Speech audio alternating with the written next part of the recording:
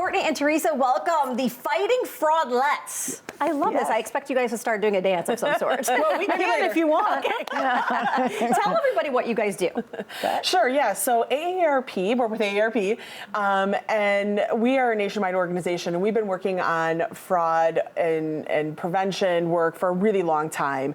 And so Teresa and I are with AARP Illinois, and we're really excited because we've been working on fraud work for a really long time too. And we're like, you know what, let's kind of bring it up a notch. And so we decided, let's do this kind of new perspective. And so we are the Fraud-Fighting Fraudlettes. So yeah, I was gonna say, did you guys join the forces together really to bring more awareness to a lot of scams out there?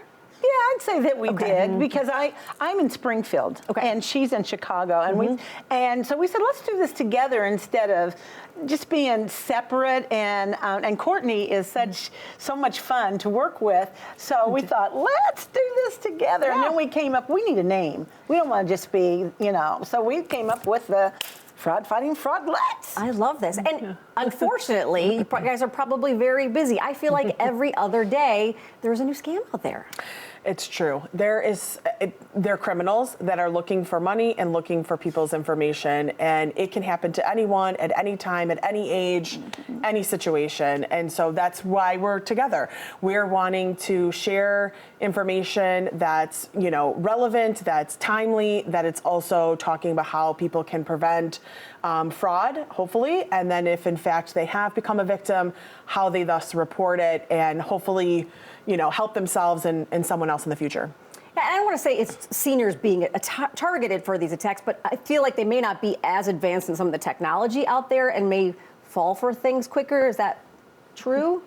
Yeah, kind of. And I like how you said that. It's not that we're saying because you are a senior that you're going to be scammed or you're more vulnerable. But here's the thing. A lot of seniors are at home. Yeah. And so the phone's ringing. You're on your internet. You're on the computer, and stuff's out there. And that's what people do. They just get finger happy, and it says press here, and next thing you know, someone's taking that index finger and press there and taking you to the land of who knows where.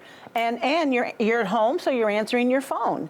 So yeah, so normally. Well, and I mean, I get them all the time. You get the text message or the email that says your account has been hacked, or you need to do this to make sure that happens. And yes, people panic because you're talking about their money. Yes, I think that is exactly what these criminals want. They want people to have a heightened emotional moment, so then they are not likely to do something when they're, again, their full senses are up.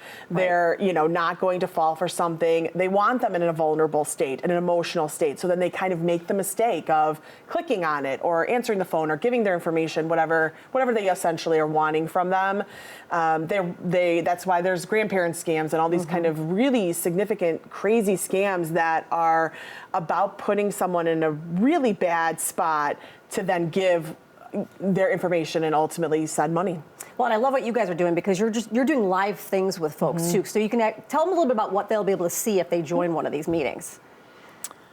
Well, now, you said live, but we're normally doing it virtually. Virtually, but that's live virtually. Yeah. So, well, I'm one of those seniors, so you have to say it very carefully what you're talking about, okay?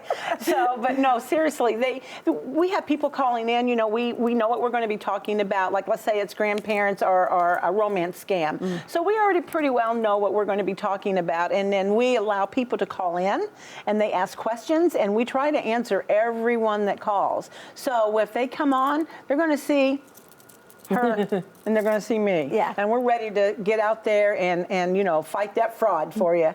Is there anything you guys can do for folks who have become a victim of fraud?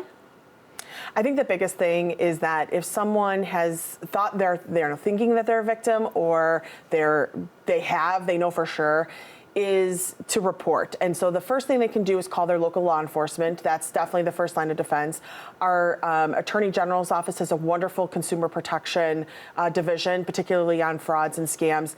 There are people to help. So they can always contact AARP, but also, again, first line of defense is local law enforcement as well as our Attorney General's office. Yeah, you guys are just a great resource for so many things for folks as we all get to those ages, right? We try to be. Yes, we're trying. The Fighting Fraudlettes. Thank you so much for being here. We love it. Thank you so much. Thank you for having us. You can scan the QR code on your screen or visit aarp.org/FraudWatchNetwork to learn more about how to keep safe from scams. You can also give them a call and learn more at one of the upcoming Fraudlet events. We do appreciate AARP Illinois for sponsoring our segment today.